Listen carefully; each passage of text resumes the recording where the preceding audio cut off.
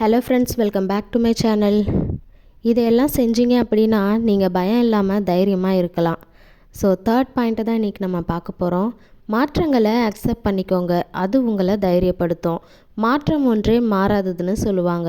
இந்த உலகத்தில் மாறாமல் அப்படியே ஸ்டாண்டர்டாக இருக்கக்கூடிய விஷயங்கள்னு எதுவுமே கிடையாது. ஃபார் எக்ஸாம்பிள், நீங்கள் இருக்கக்கூடிய இந்த ப்ரெசன்ட் சிச்சுவேஷன், உங்களை சுற்றி இருக்கக்கூடிய விஷயங்களை நம்மளால் மாற்றங்களை பார்க்க முடியும்.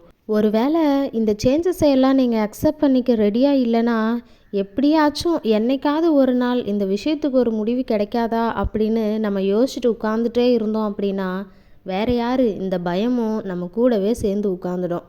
இப்படியே போச்சுன்னா நம்மளால் தைரியமாகவே இருக்க முடியாது. அதனால் மாற்றங்களை ஏற்றுக்கிறதுக்கு நம்ம தயாராக இருக்கணும்.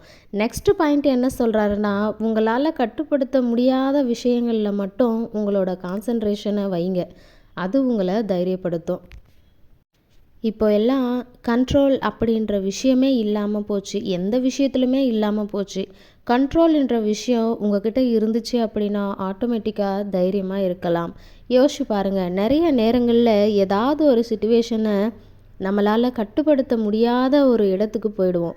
என்னால் எதுவும் முடியலையே, என்னால் எதுவும் செய்யறதுக்கு இல்லையே, என் கையில் எதுவும் இல்லையே அப்படின்னு நம்ம ஃபீல் பண்ண ஸ்டார்ட் பண்ணிவிடுவோம். இப்படியே ஃபீல் பண்ணி உட்காந்துட்டு இருந்தோம் அப்படின்னா நம்மளால் அந்த பயத்துலேருந்து வெளியவே வர முடியாது.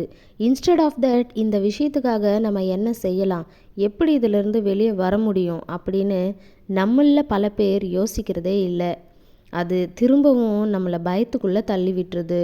ஸோ எந்த சுச்சுவேஷன்லேயும் நம்மளால் கண்ட்ரோல் பண்ண முடியும் அப்படின்ற விஷயத்தில் மட்டும் நம்மளோட கவனத்தை செலுத்துனீங்க அப்படின்னா கண்டிப்பாக நம்ம தைரியத்தோடு இருக்கலாம்.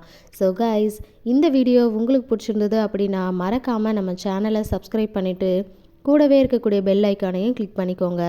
அப்போ தான் நான் போடக்கூடிய இன்ட்ரெஸ்டிங்கான வீடியோஸோட நோட்டிஃபிகேஷன் உங்களுக்கு வரும்.